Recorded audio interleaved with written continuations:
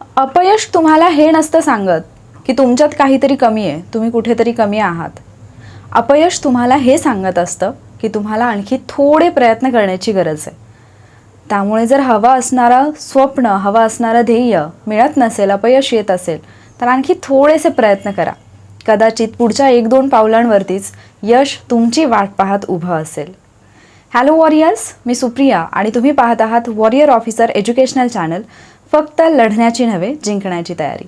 आपण पाहत आहोत TCS IBPSने यापूर्वी घेतलेल्या एक्झाममधले काही क्वेश्चन्स, ज्या क्वेश्चन्सच्या माध्यमातून येणाऱ्या एक्झामसाठी तुमची तयारी होईल आणि त्याचबरोबर तुम्हाला प्रश्नांचं स्वरूप समजेल आणि त्यामुळे तुम्हाला अभ्यास कसा करायचा याची एक दिशा मिळेल. त्याचबरोबर त्यासाठी तुम्हाला मदतही होईल.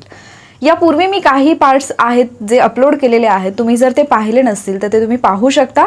आपल्या यूट्यूब चॅनलवरती तलाठी भरती स्पेशल बॅच म्हणून तुम्हाला स्पेशल क्लास म्हणून एक प्लेलिस्ट पाहायला मिळेल आणि तिथे तुम्हाला सगळे व्हिडिओज पाहायला मिळतील. त्यासोबतच आपण तलाठी भरतीसाठी डेली चॅलेंजेस जे आहेत ते देत आहोत.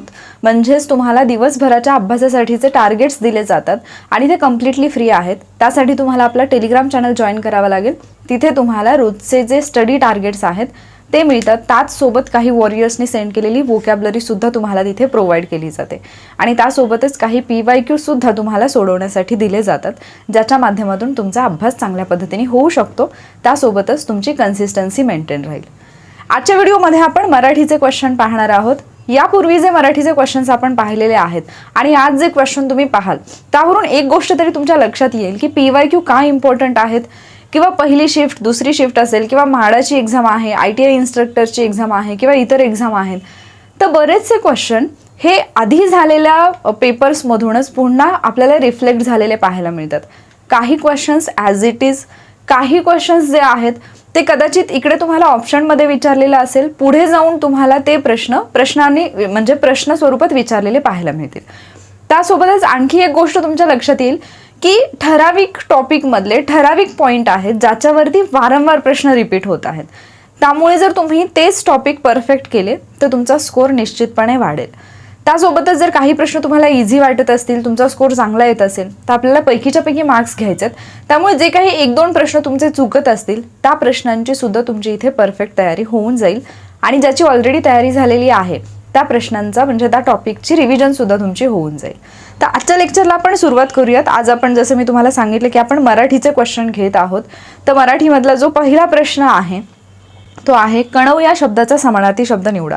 तुम्हाला आठवत असेल की मागचाच एक भाग आपण घेतला, त्याच्यामध्ये तुम्हाला विचारलं होतं की खालीलपैकी म्हणजे वेगळी जोडी ओळखा. चुकीची, आय थिंक विरुद्धार्थी शब्दांची जोडी दिलेली होती बहुतेक, आणि त्याच्यामध्ये वेगळा शब्द ओळखायला सांगितलेला आणि त्याच्यामध्ये एक शब्द होता कणव आणि तिथे आपण त्याच्याबद्दलची माहिती पाहिली होती.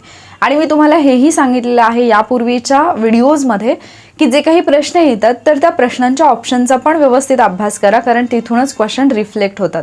तिथे तुम्हाला कणव हा शब्द ऑप्शनमध्ये पाहायला मिळत होता, इथे तुम्हाला तो प्रश्नामध्ये विचारलाय. कणवचा समानार्थी शब्द मी त्या दिवशीच तुम्हाला सांगितलेला होता. कणव म्हणजे काय असतं? कळवळा किंवा एखाद्याची दया येणं किंवा त्यालाच आपण करुणा असं म्हणू शकतो. हे सगळे समानार्थी शब्द आहेत कणवसाठी. त्यामुळे या प्रश्नाचं जे उत्तर आहे ते पर्याय क्रमांक 4 असं आहे. कठीण, कडवा, कणकण हे शब्द त्याचे समानार्थी शब्द नाही आहेत. पुढचा जो प्रश्न आहे, या प्रकारचे प्रश्न वारंवार विचारले गेलेले आहेत. मराठीतला एक नवीन प्रकार तुम्ही म्हणू शकता की हा तुम्हाला TCS IBPS मार्फत पाहायला मिळतोय. तो म्हणजे कंसामध्ये काही शब्द दिले जातात आणि त्याचं योग्य रूप जे आहे ते तुम्हाला वाक्यामध्ये वापरून करायचंय. पण इथे थोडंसं काळजीपूर्वक हा प्रश्न वाचायचा आहे, कारण इथे तुम्हाला थोडा वेगळ्या पद्धतीने प्रश्न विचारलाय. 5 कंसात वाजणे, 7ही मुले मुख्याध्यापकांच्या केबिनपाशी जमणे. कंसात दिलेल्या क्रियापदाचे भूतकाळातील रूप वापरल्यानंतर कोणता पर्याय अचूक आहे? यापूर्वी जी विधानं आपल्याला दिलेली होती किंवा यापूर्वी जे आपण क्वेश्चन पाहिलेत त्याच्यामध्ये तुम्हाला काय सांगितलेलं? केवळ त्या शब्दाचं योग्य रूप वापरायचं होतं. पण इथे जर तुम्ही पाहिलं तर तुम्हाला विचारले भूतकाळातील योग्य रूप कोणतं.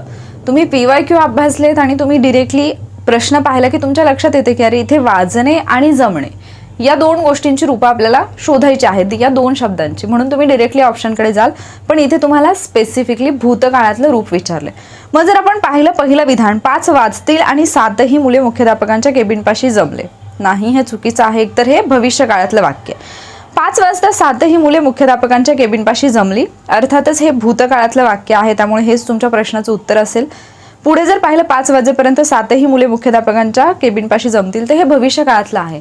जरी याची रूपं व्यवस्थित वापरली असतील तरी सुद्धा, म्हणजे विधान जरी योग्य असेल व्याकरणदृष्ट्या तरी सुद्धा हे भविष्य काळातलं आहे, आपल्याला भूतकाळातलं सांगितलंय. आणि 5 वाजता 7ही मुले मुख्याध्यापकांच्या केबिनपाशी जमतात हे वर्तमान काळातलं वाक्य, त्यामुळे हेही तुमचं उत्तर येणार नाही. पर्याय क्रमांक 2 असेल या प्रश्नाचं बरोबर उत्तर. पुढचा प्रश्न जर आपण पाहिला, सप्ताह, त्रिदल, पंचपाळे ही कोणत्या समासाची उदाहरणे आहेत? आता याच्यामधलं सप्ताह आणि पंचपाळे मागच्याच एका व्हिडिओमध्ये मी एक्सप्लेनेशनमध्ये तुम्हाला सांगितलं होतं आणि आता तुम्हाला प्रश्नामध्ये ते विचारले. म्हणजे जे आपण म्हणतो की PYQचा अभ्यास केला पाहिजे, PYQ मधून क्वेश्चन येतात की नाही येत, तर हा डिबेटचा विषयच नाहीये, कारण आपल्याला सरळ सरळ दिसत आहेत की PYQ मधून क्वेश्चन जे आहेत ते रिफ्लेक्ट होत आहेत. आणि एक दुसरी गोष्ट तुमच्या लक्षात आली असेल की मॅक्झिमम प्रश्न जे आहेत ते तुम्हाला द्विगु आणि द्वंद्व समासावरती विचारलेले आहेत किंवा तत्पुरुष समासावरती विचारलेले आहेत.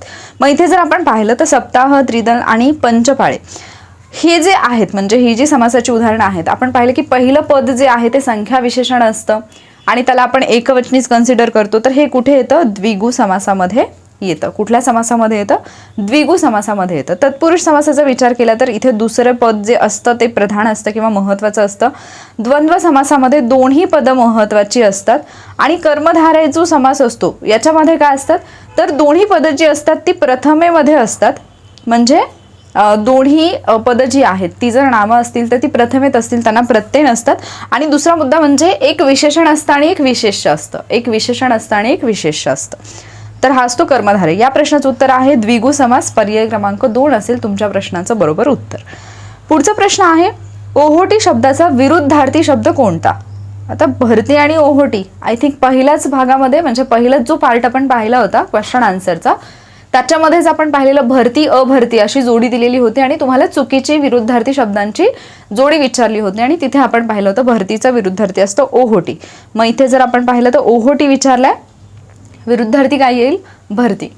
तेच प्रश्न आहेत, फक्त स्वरूप बदलून किंवा ऑप्शन उचलून त्याला प्रश्नामध्ये टाकून किंवा प्रश्न ऑप्शनमध्ये टाकून प्रश्न विचारलेले आहेत.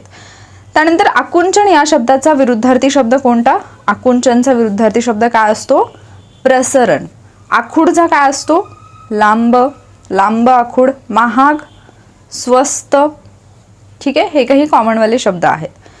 पुढचा प्रश्न जर आपण पाहिला, सकाळी अचानक वीज गेल्यामुळे मी लिफ्टमध्ये अडकलो. एक सरळ सरळ वाक्य दिले आणि सांगितलं या वाक्याचा भविष्यकाळ असलेला पर्याय निवडा. म्हणजे तुम्हाला सकाळी झालेली, म्हणजे भूतकाळातली घटना दिली, भूतकाळी वाक्य दिले आणि विचारले की हे वाक्य भविष्यकाळामध्ये कसं असेल. सकाळी अचानक वीज गेली आणि मी लिफ्टमध्ये अडकतो. नाही, हे विधान चुकीचं आहे, कारण वीज गेली आणि अडकतो.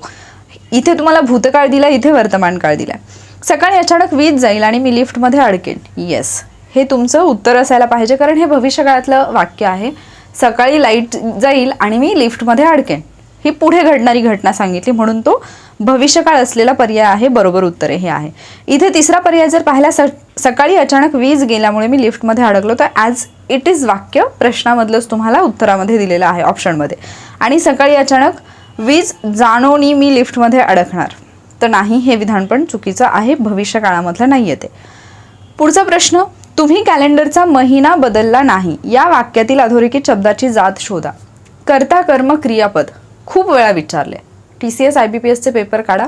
कर्ता, कर्म आणि क्रियापद ओळखायला खूप वेळा विचारले. मग इथे तुम्हाला विचारले की तुम्ही कॅलेंडरचा महिना बदलला नाही. आता इथे महिन्याला अंडरलाईन केले आणि विचारले की अधोरेखित शब्दाची जात ओळखा. काय असेल?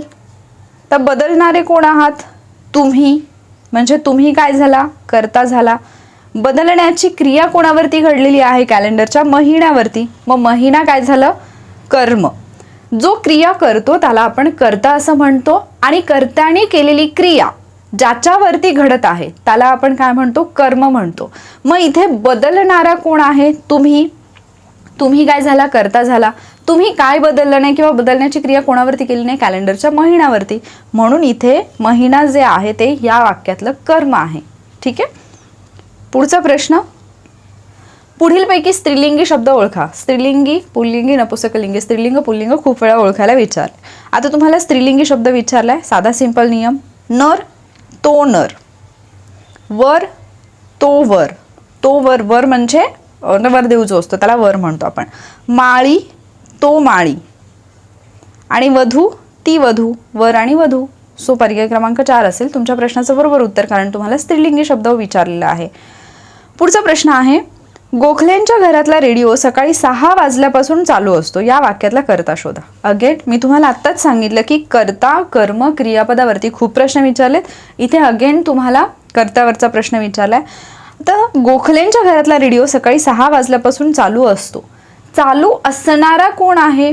गोखले आहेत का चालू असणारे? नाही, त्यांच्या घरातला रेडिओ आहे. त्याच्यामुळे या वाक्यातला जो कर्ता आहे तो कोण येईल? रेडिओ येईल. मगाच्या उदाहरणानुसार तुम्हाला असं वाटेल की एखादी व्यक्ती आहे, व्यक्तीचं नाव दिले तर ती व्यक्तीच कर्ता असेल. नाही, इथे व्यक्ती कर्ता नाहीये. इथे विचारले तुम्हाला चालू असणारा कोण, म्हणजे कर्ता विचारले चालू असतो तो कोण असतो? रेडिओ असतो. म्हणून इथे तुमच्या प्रश्नाचं उत्तर काय येईल? पर्याय क्रमांक 4. पुढचा प्रश्न इंटरेस्टिंग आहे. थोडंसं तुम्हाला मराठी भाषेच्या ज्ञानासोबतच जनरल नॉलेज असायला पाहिजे. आधुनिक मराठी कवितेचे जनक हा मान कोणाला दिला जातो? आधुनिक मराठी कवितेचे जनक म्हणून कोणाला ओळखलं जातं? हे ओळखलं जातं केशवसूत यांना. कोणाला ओळखलं जातं? केशवसूत. मग आता इथे दिलेत ऑप्शन केशवसूत, कुसुमाग्रज, अनिल. यांची नावं तुम्हाला माहिती असायला पाहिजेत, कारण केशवसूत असेल, कुसुमाग्रज असेल, अनिल असेल, ही त्यांची टोपण नावं आहेत. मग जर आपण केशवसूतांचा विचार केला तर त्यांचं पूर्ण नाव आहे कृष्णाजी केशव दामले. कृष्णाजी केशव दामले यांनाच आपण आधुनिक मराठी कवितेचे जनक म्हणून ओळखतो. केशवसूत, केशव यांचा सूत, सूत म्हणजे मुलगा, पुत्र. ठीक आहे, सूत एक असतं सूत हे आणि एक असतं सूत हे. ठीक आहे, सूत म्हणजे मुलगा आणि सूत म्हणजे धागा. ह्या दोन गोष्टी पण समानार्थी विरुद्धार्थीसाठी लक्षात ठेवा. तर केशवसूत म्हणजे आहेत कृष्णाजी केशव दामले. त्याच्यानंतर कुसुमाग्रज म्हणजे कोण आहेत? कुसुमाग्रज वि वा शिरवाडकर. वि वा शिरवाडकर हे आहेत कुसुमाग्रज. आणि कवी अनिल कोण आहेत? आत्माराम रावजी देशपांडे. आत्माराव रावजी देशपांडे यांना आपण काय म्हणून ओळखतो? कवी अनिल म्हणून ओळखतो. शाळेमध्ये असताना केशवसूत असतील, कुसुमाग्रज असतील, कवी अनिल असतील, गोविंदाग्रज असतील, यांच्या कविता तुम्ही अभ्यासलेल्या आहेत, पण ते स्कूलमध्ये असताना अभ्यासल्या, आता विसरायला होतं. जे सरळ सेवेचा अभ्यास करतात ते विद्यार्थी जनरली हे पाठ करतात. पण तुम्ही समजा MPSC फील्डमध्ये असाल आणि तुम्ही इकडे आता सरळ सेवा म्हणजे केवळ नोकरीसाठी सरळ सेवा देताय, तर या गोष्टी तुमच्या पाठांतरामध्ये नसतात, कारण तुम्ही केवळ प्रीचा अभ्यास करत असतात. मुख्य मराठी भाषेचा अभ्यास तुम्ही करत नाही आणि या गोष्टी तुम्ही अभ्यासत नाही. म्हणून हे लक्षात ठेवा, तुमच्याकडे नोट डाऊन केलेलं असावं. पुढचा प्रश्न आहे, पुढीलपैकी पुल्लिंगी शब्द शोधा. मगाशी स्त्रीलिंगी विचारला, आता पुल्लिंगी विचारलंय. मित्र, दोरी, कुत्री, घोडी. तो मित्र पुल्लिंगी आहे, पहिलंच उत्तर यायला पाहिजे. ती दोरी, ती कुत्री आणि ती घोडी. सो बाकीचे 3 आहेत ते स्त्रीलिंगी आहेत. पहिला शब्द जो आहे तो तुमचा पुल्लिंगी आहे, मित्र. पर्याय क्रमांक 1 असेल तुमच्या प्रश्नाचं बरोबर उत्तर. त्यानंतर पुढचा जर प्रश्न पाहिला आपण, वचनाच्या वापरातील चुकीची जोडी ओळखा. म्हणजे तुम्हाला एकवचन आणि अनेक वचन अशा जोड्या दिल्यात आणि याच्यामध्ये चुकीची जोडी असणारा ऑप्शन कुठला आहे तो तुम्हाला ओळखायला सांगितलाय. खारीक, खारीक एकवचनी असते, अनेक खारका असतात. खारीकचं खारका. एक पत्र, अनेक पत्रे. केळे, एक केळे आणि अनेक केळी. केळे, केळी हे आहे. शाळाचं अनेक वचन काय होतं? एक शाळा, अनेक शाळा. इथे दिलेला आहे शाळी, त्याच्यामुळे पर्याय क्रमांक 4 जे आहे ती चुकीची जोडी आहे आणि तेच तुमच्या प्रश्नाचं बरोबर उत्तर असेल, कारण शाळाचं शाळी होत नाही. शाळाचं अनेक वचन शाळा हेच राहतं. त्यानंतर पुढचा प्रश्न जर आपण पाहिला, वळणदार मोहक अक्षर सूचित करण्यासाठी कोणता शब्द योग्य आहे? आता हा शब्द तुम्ही म्हणजे मराठी शाळेतले स्टुडंट असाल तर तुमच्या शिक्षकांनी हा शब्द बऱ्याचदा वापरलेला असेल, अर्थातच तुमचं अक्षर तेवढं सुंदर असेल तर, किंवा इतरांचं अक्षर सांगताना म्हणजे वर्गामध्ये उभे राहून ज्यावेळेला कोणाचं तरी अक्षर सुंदर आहे आणि ते ज्यावेळेला याच्यासमोर म्हणजे स्टुडंट समोर दाखवलं जातं इतर विद्यार्थ्यांना, त्यावेळेला शिक्षक लोक, झेडपीचे शिक्षक लोक 100% हा शब्द वापरतात. तो म्हणजे कुठला? घोटीव. घोटीव. गुबगुबीत नाही, घोंगडे तर विषयच नाही काय आणि गुळगुळीत पण नाही. अक्षर जे वळणदार असतं, मोहक असतं, सुंदर अक्षर असतं त्याला घोटीव असं म्हटलं जातं. शाळेमध्ये असताना एक सुविचार सांगितला जायचा, सुंदर अक्षर हाच खरा दागिना आहे, तर ते कसलं अक्षर असतं? घोटीव. त्यामुळे पर्याय क्रमांक 4 असेल तुमच्या प्रश्नाचं बरोबर उत्तर. त्यानंतर पुढचा प्रश्न आहे, गांगरणे या शब्दातून कोणता आशय सूचित होतो? आपण बऱ्याचदा हा शब्द ऐकतो की तो गांगारून गेला. गांगारून गेला म्हणजे काय होतं? समूळ नष्ट झालेला नाही, फसवून पळून जाणे नाही, पुन्हा रुळावर येणे नाही, गोंधळणे किंवा सुचेनासे होणे. म्हणजे एखाद्या व्यक्तीने काहीतरी चुकीचं केलेलं आहे, ती व्यक्ती खोटं बोलत आहे आणि तिची उलट तपासणी सुरू झाली आणि तिला उत्तर द्यायला येणार, तर आपण काय म्हणतो? अरे तो गांगारून गेला. त्याने असे वकिलांनी असे प्रश्न विचारले की तो गांगारून गेला, तर तो गोंधळून गेला, त्याला सुचेना की उत्तर काय द्यायचं. तर गांगारणे म्हणजे काय असतं? गांगरणे म्हणजे गोंधळणे किंवा सुचेनासे होणे, गोंधळून जाणे. त्यानंतर पुढचा प्रश्न आहे, खालीलपैकी द्वंद्व समासाचे उदाहरण शोधा. अर्थातच मी सुरुवातीलाच तुम्हाला सांगितलं, द्वंद्व समास आणि द्विगु समास फेवरेट आहेत TCS IBPS मध्ये, जे की तुम्हाला परफेक्ट करायचे. त्याची भरपूर उदाहरणं वाचून ठेवा, वारंवार लिहा, त्याच्यामधला डिफरन्स लक्षात घ्या. इथे तुमचा गोंधळ नाही झाला पाहिजे. द्वंद्व समासाबद्दल आपण एकतरी गोष्ट पाहिली की इथे दोन्ही पदं जी असतात ती इम्पॉर्टंट असतात, दोन्ही पदे महत्वाची असतात. मग इथे जर आपण पाहिलं, गैरहजर कुठे आहे? अव्ययीभाव समासामध्ये आहे. आपण प्रतिदिन पाहिलं, प्रतिक्षण पाहिलं, आजन्म पाहिलं, हे सगळे कुठे होते? अव्ययीभाव मध्ये होतं. गैरहजर सुद्धा अव्ययीभाव मध्ये होतं. त्याच्यानंतर त्रिभुवन आणि पंचवटी, जे आपण मगाशी पंचपाळे पाहिलं, सप्ताह पाहिलं, नवरात्र काल पाहिलं होतं आपण म्हणजे मागच्या व्हिडिओमध्ये, हे सगळे कुठे आहेत? द्विगु समासामध्ये आहेत. उरलं काय? राम लक्ष्मण, राम आणि लक्ष्मण, राम आणि लक्ष्मण हे कुठे येतं? राम आणि लक्ष्मण इकडे लिहिते. हे कुठे येतं? इतरेतर द्वंद्व समासामध्ये. इथे काय असतील? दोन्ही पदं जी आहेत ती महत्वाची असतात. पुढचा प्रश्न पाहूयात आपण. जीव खूप वेडा होऊन जायचा, जीव खूप वेडा होऊन जायचा, उद्गारार्थी विधान करा. आता मागच्या पेपरमध्ये जेव्हा उद्गारार्थी विधान तुम्हाला ओळखायला आलं होतं, त्यावेळेला सरळ सरळ आपल्या एका ऑप्शनवरून उत्तर आलेलं, कारण तिथे समोरच हे दिलेलं होतं, उद्गारार्थी चिन्ह दिलेलं आणि असा एकच ऑप्शन होता. इथे जर तुम्ही पाहिलं तर केवळ दोन ठिकाणी, म्हणजे इथे दोन ठिकाणी आहेत, तिथे केवळ एका ठिकाणी होतं, त्याच्यावरून तुमचं आन्सर आलं होतं. काही वेळेला उद्गारार्थी चिन्ह त्यांच्याकडून द्यायचं राहूनही जातं, फक्त प्रश्न तुम्ही व्यवस्थित वाचायचा. जीव वेडा व्हायचा का? प्रश्नचिन्ह आहे, हे प्रश्नार्थी वाक्य आहे, पहिला ऑप्शन नाहीये. जीव असाच वेडा व्हायचा नाही, हे जे आहे विधान ते फक्त तुम्हाला म्हणजे विधानार्थी वाक्य आहे आणि फक्त उद्गारवाचक चिन्ह दिलेलं आहे. जीव वेडा होऊ द्या नाही, हेही नाही.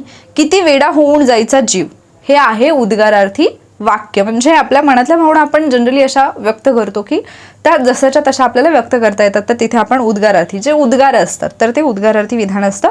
पर्याय क्रमांक 4 असेल तुमच्या या प्रश्नाचं बरोबर उत्तर. पुढचा प्रश्न आहे, पुढीलपैकी अनेक वचनी शब्द ओळखा. लांडगा, बाग, कांजिण्या, कुत्रा. तो लांडगा, अनेक म्हणजे एक लांडगा, अनेक लांडगे. बाग, बागा.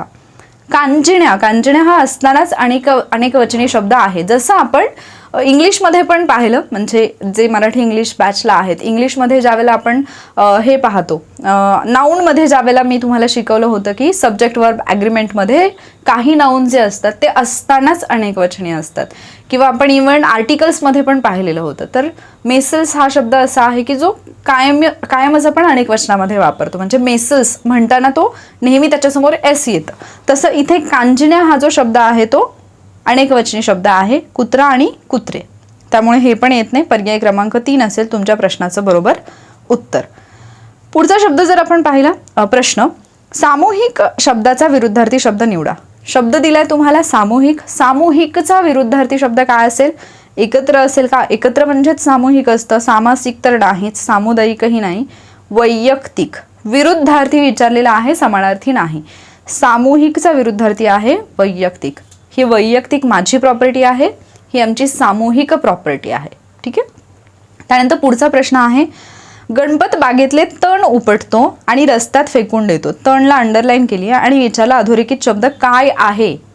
अगेन तुम्हाला विचारलंय, कर्ता आहे, कर्म आहे, क्रियापद आहे, सर्वनाम आहे, काय आहे. गणपत बागेतले तण उपटतो आणि रस्त्यात फेकून देतो. उपटणारा कोण? गणपत. गणपत काय आहे? कर्ता आहे. उपटण्याची क्रिया कोणावरती घडलेली आहे? तणावरती घडलेली आहे. म्हणजे ज्याच्यावरती क्रिया घडते ते काय असतं? आपलं कर्म. पर्याय क्रमांक 4. उपटतो, देतो म्हणजे फेकून देतो आणि उपटतो हे काय आहेत? क्रियापद आहेत. सर्वनाम दिलेलं आहे का? इथे नाही. इथे जर असतं तो तर ते झालं असतं सर्वनाम. गणपत काय आहे? नाम आहे. ठीक आहे. किंवा आपण असं म्हणूयात की गणपत हा कर्ता पण आहे. इथल्या संदर्भानुसार, प्रश्नामध्ये जे ऑप्शन दिलेत त्यानुसार. त्यानंतर पुढचा प्रश्न, रघुनाथ, गणेश आणि साहेबराव यंदा पंढरपूरची वारी करणार आहेत. या वाक्यात किती कर्ता आहेत? रघुनाथ, गणेश आणि साहेबराव यंदा पंढरपूरची वारी करणार आहेत. या वाक्यामध्ये किती कर्ता आहेत? आता कर्ते किती आहेत ते ओळखायचंय. आपण काय पाहिलंय, क्रिया करणारा जो असतो तो असतो कर्ता. मग पंढरपूरची वारी करणारे कोण? रघुनाथ, गणेश, साहेबराव. किती लोक आहेत? 3. ऑप्शन काय लिहायचा? पर्याय क्रमांक 3 नाही. कुठे दिले पर्याय क्रमांक 3? इथे दिले 4, 1, 2 आणि 3. म्हणजे पर्याय क्रमांक 4 येईल तुमच्या प्रश्नाचं उत्तर. बऱ्याचदा घाईघाईमध्ये इथे जो आकडा आहे, म्हणजे तुमच्या उत्तराचा जो आकडा आहे 3, तो आपल्या दिमागमध्ये, डोक्यामध्ये तसाच राहतो आणि उत्तर लिहिताना आपण पर्याय क्रमांक 4 लिहिण्याऐवजी 3 लिहितो. जेव्हा आपण एक्झाम हॉलमधून बाहेर येतो किंवा घरी येतो आणि आपण चेक करत असतो, तेव्हा लक्षात येतं, अरे यार, इथे 3 उत्तर होतं, पण 3 हा पर्याय क्रमांक 4 मध्ये होता आणि माझं चुकलं. या चुका करायच्या नाही, त्याच्यासाठी डोकं ठिकाणावरती ठेवायचं. पुढचा प्रश्न, पुढीलपैकी उद्गारार्थी विधान निवडा. 4 विधानं आहेत. उद्गारार्थी विचारले, इथे उद्गारवाचक चिन्ह दिलेलं नाही. तुम्हाला विधान शोधून काढायचं आहे व्यवस्थित. ही मूर्ती खूप सुंदर आहे. विधानार्थी वाक्य. पांढरा रंग कोणाला आवडत नाही? प्रश्नार्थी वाक्य. काम नेहमीच मोठे असावे. विधानच आहे. काय मजा आली सहलीत? काय मजा आली सहलीत? इथे कायने सुरू होत आहे म्हणून तो प्रश्न आहे असं नाही. काय मजा आली सहलीत हे आहे उद्गारार्थी वाक्य तुमचं. आणि उद्गारार्थी वाक्य पण वारंवार विचारलेली आहेत. पर्याय क्रमांक 4 असेल तुमच्या या प्रश्नाचं बरोबर उत्तर. त्यानंतर पुढचा प्रश्न जर आपण पाहिला, पुढीलपैकी अव्ययीभाव समास असलेला पर्याय निवडा. अगेन तुम्हाला समासाचा प्रश्न आलेला आहे आणि तुम्हाला आता अव्ययीभाव विचारलेला आहे, जो समासाचा पहिलाच प्रकार आहे. मग अव्ययीभावचा आपण मगाशी गैरहजर पाहिलं, त्याच्यावरूनच तुमचं उत्तर येतंय. अव्ययीभावमध्ये काय येईल? गैरशिस्त. अव्ययीभाव कुठला येईल? गैरशिस्त. आता इथे जर पाहिलं, विटी दांडू, विटी आणि दांडू कुठला येईल? जसं राम आणि लक्ष्मण पाहिलं, आई आणि वडील, आई वडील, राम लक्ष्मण, हे द्वंद्व समासाची उदाहरणं आहे. तसंच विटी दांडू सुद्धा इतरेतर द्वंद्व समासाचं उदाहरण आहे. कंबरपट्टा जे आहे ते पण तत्पुरुषचं आहे आणि तोंडपाठ सुद्धा तत्पुरुषचं आहे. तोंडाने पाठ, ठीक आहे, हे तत्पुरुष समासाची उदाहरणं आहेत.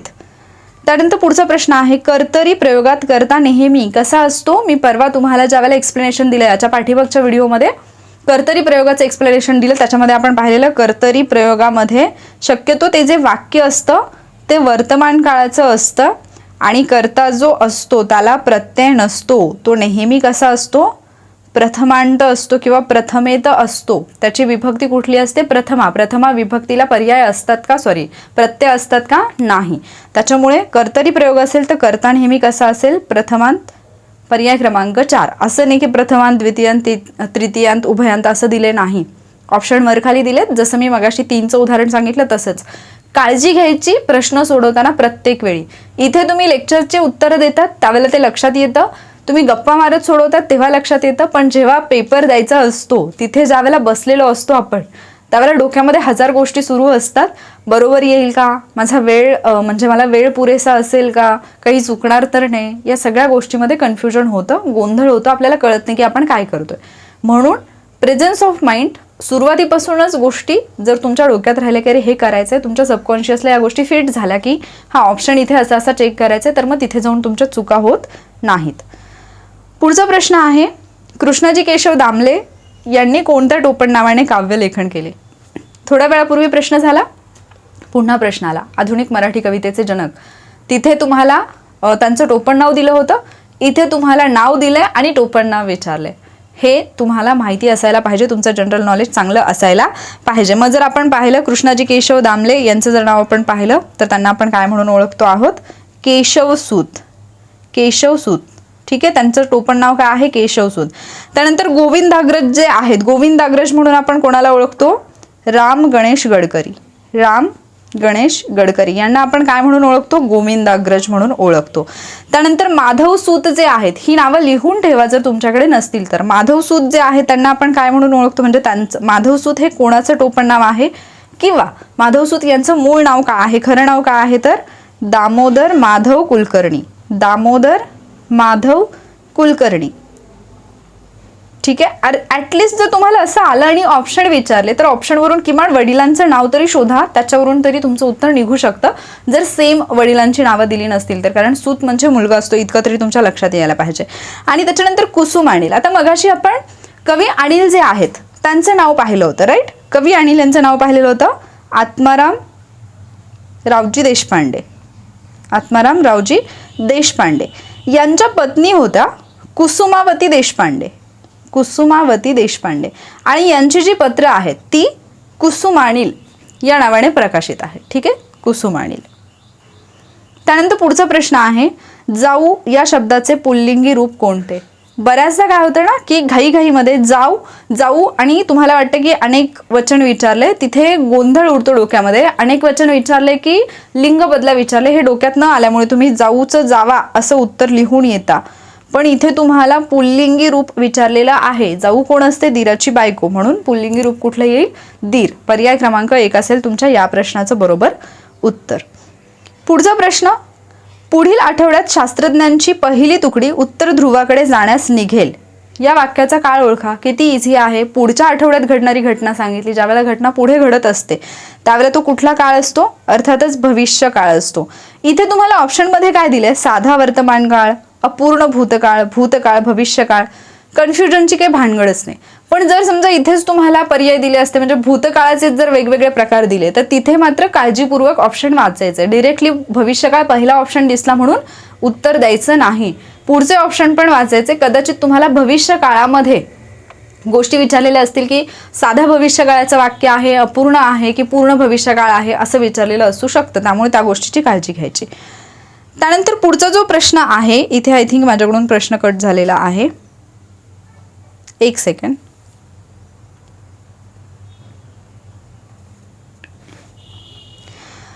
इथे प्रश्न आहे, घाऊक या शब्दाचा विरुद्धार्थी शब्द कोणता आहे? घाऊकचा विरुद्धार्थी शब्द कोणता असं तुम्हाला विचारलेलं आहे. आता उत्तर द्या.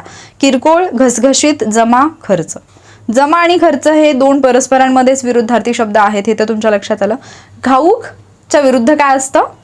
किरकोळ. घाऊक बाजार आणि किरकोळ बाजार आपण ज्यावेळेला अर्थशास्त्र अभ्यासतो त्याच्यामध्ये तुम्ही अभ्यासलेला आहे. जर तुम्ही MPSCचा स्टडी करत असाल तर घाऊक किंमत निर्देशांक आणि किरकोळ ग्राहक किंमत निर्देशांक तुम्ही अभ्यासलाय. WPI आणि CPI त्याच्यामध्ये तुम्ही घाऊक या शब्दाबद्दल, घाऊक म्हणजे होलसेल असतं. ठीक आहे. पुढचा प्रश्न आहे, ययाती कादंबरीचे लेखक कोण? कालचाच प्रश्न आहे, म्हणजे यापूर्वीच्या लेक्चरमध्ये पण झाला होता. सेम क्वेश्चन इथे रिपीट झालेला आहे. ययाती कोणाची आहे? वि.स. खांडेकर यांची आहे. कोणाची आहे ययाती? वि.स. खांडेकरांची आहे. विष्णू सखाराम खांडेकर यांची. रणजित देसाई यांच्या काही महत्त्वाच्या कादंबऱ्या आहेत ज्या तुम्ही लक्षात ठेवणं अपेक्षितच आहे, त्याच्यावरती प्रश्न विचारला जातो. रणजित देसाई यांना आपण स्वामीकार म्हणून सुद्धा ओळखतो. स्वामी ही त्यांची फार गाजलेली कादंबरी आहे. त्याचबरोबर श्रीमान योगी आहे. श्रीमान योगी खूप सुंदर कादंबरी आहे. श्रीमान योगी. त्याच्यानंतर राधेय, स्वामी राधेय आणि श्रीमान योगी लाईफमध्ये एकदा तरी तुम्ही वाचायलाच हवी. सुंदर कादंबऱ्या आहेत. त्याच्यानंतर माझा गाव म्हणून एक त्यांची कादंबरी आहे. माझा गाव. त्याचबरोबर बारी म्हणून एक त्यांची कादंबरी आहे. बारी. ठीक आहे. आणि पावनखिंड. पावनखिंड या त्यांच्या महत्त्वाच्या कादंबऱ्या आहेत. तशा तर खूप कादंबऱ्या त्यांनी लिहिलेल्या आहेत, पण काही महत्त्वाच्या आहेत त्या मी तुम्हाला इथे सांगितल्यात कारण त्याच्यावरती क्वेश्चन बनू शकतो. पुढचा प्रश्न, ज्या समासातील पहिले पद संख्या विशेषण असते व त्यावरून समुच्चयाला अर्थ दाखवला जातो त्यास काय म्हणतात? किती वेळा झाला सेम समास, एकच समास परत परत विचारला गेलाय, मग तो एकदाच तुम्ही परफेक्ट केला तर तुमचे प्रश्न चुकणार नाहीत. पहिले पद संख्या विशेषण आणि त्यावरून समुच्चय दाखवला जातो असं कुठला असतो? द्विगु समास. कुठला असतो? द्विगु समास. द्वंद्व, दोन्ही पद जी आहेत ती महत्त्वाची आहेत. अव्ययीभाव तर आपल्याला माहितीच आहे. प्रथम पद. कर्मधारय समासामध्ये आपण पाहिलं की दोन्ही पद जी आहेत ती प्रथमेत असतील, दोन्हीही नामं असतील आणि एक विशेषण असेल, एक विशेष्य असेल. त्यानंतर पुढचा प्रश्न आहे, ज्या समासातील दोन्ही पदे अर्थदृष्ट्या समान दर्जाची असतात त्याला काय म्हणतात? वरती विचारले तुम्हाला हा प्रश्न आहे, पद संख्या विशेषण असतं पहिलं पद, त्याच्यावरून ओळखा. आणि पुढचा प्रश्न जो आहे तो तुम्हाला विचारले की दोन्ही पद महत्त्वाची असतात. कुठे, किती वेळा झालं? इथे पण सांगितलं, मागच्या 2-3 प्रश्नांमध्ये पण झालं आणि या पूर्वीच्या व्हिडिओजमध्ये पण वारंवार झालेलं आहे. त्याला म्हटलं जातं द्वंद्व समास. त्यानंतर पुढचा प्रश्न आहे, विणलेले व झाकण असलेले फळे ठेवण्यासाठी वापरले जाणारे साधन म्हणजे, असं कुठलं साधन असतं जे की विणलेलं आहे आणि फळं ठेवण्यासाठी ते वापरलं जातं? करारी, करंडा, करंटा, करपट. करंटा, करंटा माहिती आहे ना, करंटा, कपाळ करंटा असं म्हटलं जातं. हे उत्तर असेल का तुमचं? नाही. काय असतं ते जे फळं ठेवण्यासाठी वापरलं जातं, ती जी टोकरी असते त्याला म्हटलं जातं करंडा. काय म्हटलं जातं? करंडा. पर्याय क्रमांक 2 असेल तुमच्या या प्रश्नाचं बरोबर उत्तर. आणि पुढचा प्रश्न आहे, जाळ्यात सापडणे किंवा अडकणे यासाठी कोणता शब्द वापरता येईल? ग्रहित, गुलाम, गुरुत्वाकर्षण, गुरफटणे. तो तिच्या जाळ्यात अडकला, गुरफटला, तो तिच्यात गुरफटलेला आहे असं आपण म्हणतो. जाळ्यात अडकणे किंवा सापडणे याला आपण गुरफटणे असं म्हणतो. ठीक आहे. त्यानंतर पुढचा प्रश्न आहे, आज्ञार्थी पर्याय निवडा. आज्ञार्थी वाक्य तुम्हाला ओळखायचं आहे. पहिला पर्याय आहे आज आंघोळ करू नकोस. दुसरा आहे सुमित नेहमीच पोचल्यावर फोन करतो. तिसरा आहे साहेब तुम्ही इथे बसाल का? आणि चौथा आहे जिन्यावरून बाळ खाली घसरले. अर्थातच जिथे आज्ञा केलेली आहे किंवा आपण म्हणूयात विनंती असेल तर ती वाक्य कुठे येतात? आज्ञार्थीमध्ये येतात. आज आंघोळ करू नकोस. पहिलं विधान जे आहे ते आहे तुमच्या आज्ञार्थी वाक्याचं उत्तर. त्यानंतर पुढचा प्रश्न पण तसाच आहे. पुढील विधानाला आज्ञार्थी करा. इथे तुम्हाला विचारले आज्ञार्थी वाक्याचा पर्याय निवडा आणि इथे विचारले की आज्ञार्थी करा. पहिला पर्याय आहे वाक्य काय दिले? कितीदा सांगू स्कूटर वापरणे आता बंद करू नको. कितीदा सांगू स्कूटर वापरणे आता बंद करू नको. पुढे काय आहे? बंद करशील का स्कूटर वापरणे? प्रश्नचिन्ह दिलंय, प्रश्नार्थी आहे. कितीदा सांगूनही स्कूटर वापरणे बंद करीत नाही. वैतागल्यानंतर बोलले गेलेलं वाक्य. कितीदा सांगितलं स्कूटर वापरणे आता बंद कर. इथे काय केलंय? ऑर्डर दिली आहे, म्हणजे थोडक्यात आज्ञा दिली आहे. सो तुमचं हेच असेल या प्रश्नाचं बरोबर उत्तर. पर्याय क्रमांक 3. कितीदा सांगितलं स्कूटर वापरणं आता बंद कर, हे आहे आज्ञार्थी विधान. ठीक आहे. तर इथे आजच्या लेक्चरमध्ये प्रश्न आपले संपलेले आहेत. 34 प्रश्न झाले. मला ॲक्च्युली 35 घ्यायचे होते पण एक प्रश्न कट झाला माझ्याकडून. तर तुमचा स्कोअर किती आला, याच्यामधले किती बरोबर आले, आणि इथे तुम्ही नवीन गोष्टी बऱ्याचशा शिकला असाल. जसं की जे कवी आहेत त्यांची टोपण नावं आहेत, काही तुम्हाला माहिती नसतील आणि ती तुम्हाला आत्ता माहीत झाली असतील. त्याच्यामुळे अर्थातच हे लेक्चर तुमचं. आणि दुसरा एक मुद्दा म्हणजे जसं कवींच्या नावांबद्दल मी बोलले, तसंच जे समास आहेत त्याच्यामध्ये पण आपलं बऱ्याचदा कन्फ्युजन होतं की कुठला समास कशाचा आहे. पण जेव्हा वारंवार तीच उदाहरणं येतात आणि रिव्हिजन होते त्यावेळेला मात्र नंतर जेव्हा प्रश्न येतो तर ते तुम्हाला लगेच क्लिक होतं. असं तुम्हाला जाणवत असेल काही झालेल्या व्हिडिओजमधूनच. मग जरा विचार करा की ज्यावेळेला तुम्ही सगळे प्रश्न रिवाईज कराल तर त्याचा तुम्हाला किती फायदा होईल एक्झाममध्ये. तुमची रिव्हिजन पण होते, ते तुमच्या चांगल्या पद्धतीने लक्षात पण राहते. त्याच्यासाठीच ही लेक्चर सिरीज मी घेऊन आली आहे. तुम्हाला ही फायदेशीर ठरत असेल अशी मला तर आशा आहे. पण ती खरंच तुम्हाला फायदेशीर ठरते का? तुम्हाला वाटते काय की या गोष्टींचा खरंच म्हणजे माझ्या एक्झामसाठी काहीतरी उपयोग आहे? तसं वाटत असेल तर तुमचा फीडबॅक मला नक्की कळवा. कारण छान वाटतं ज्यावेळेला आपण जे काही करतोय त्याचा समोरच्या विद्यार्थ्याला काहीतरी फायदा होतोय आणि ते ॲप्रिशिएट करतात, त्यावेळेला ॲक्च्युली छान वाटतं. म्हणूनच फक्त मी तुम्हाला फीडबॅक विचारत असते. युजफुल वाटत असतील तर व्हिडिओला लाईक आणि शेअरसुद्धा करा. कारण तुमच्यासारखे अनेक विद्यार्थी असे आहेत की ज्यांना या प्रश्नांची गरज आहे किंवा हे प्रश्न त्यांना मिळत नाहीत. बऱ्याचशा गोष्टींचं एक्सप्लेनेशन सापडत नाही. ते एक्सप्लेनेशन तुम्हाला मी देण्याचा प्रयत्न करते. आणि सरळ सेवेची एक्झाम असेल, तलाठी असेल किंवा ज्या इतर एक्झाम घेतल्या जात आहेत सध्या, त्याच्यामध्ये सुद्धा हे तुम्हाला हेल्पफुल ठरणार आहे. कारण काही स्टुडंटनी टेलिग्रामवरती मेसेज करून किंवा व्हिडिओच्या खाली कमेंट करून सांगितलं, ज्या काही आत्ता सध्या एक्झाम सुरू आहे त्या एक्झाममध्ये खूप जास्त फायदा होतो. जसं की काही महानगरपालिकेच्या एक्झाम असतील किंवा इतर ज्या एक्झाम आहेत त्याच्यामध्ये या व्हिडिओचा फायदा होत आहे. काही क्वेश्चन जे आहेत ते रिफ्लेक्ट होत आहेत इथून. आणि अर्थातच त्याच्यामुळेच हा उपक्रम जो आहे तो आपण कंटिन्यू करत आहोत. जर तुम्हाला व्हिडिओ आवडत असतील तर लाईक आणि शेअर तर कराच. त्यासोबतच जसं मी सुरुवातीला सांगितलं की तुम्हाला डेली चॅलेंजेस हवे असतील तर आपला टेलिग्राम चॅनलसुद्धा जॉईन करा. तिथे तुम्हाला बऱ्याचशा गोष्टी अशा मिळतील ज्या तुमच्या अभ्यासासाठी तुम्हाला मदत करतील. एक्झामसाठी हेल्पफुल ठरणाऱ्या गोष्टी तिथे मिळतील. आणि त्यासोबतच तुम्ही चॅनलवरती नवीन असाल किंवा तुम्ही यापासून चॅनल म्हणजे यापूर्वीपासून चॅनल पाहताय पण अजून चॅनलला सबस्क्राईब केलेलं नाही आहे तर चॅनलला सबस्क्राईबसुद्धा करा. सोबतच बेल आयकॉनला सुद्धा क्लिक करा म्हणजे तुम्हाला लेक्चर जेव्हा पण असेल त्याचं नोटिफिकेशन मिळून जाईल. थँक्यू.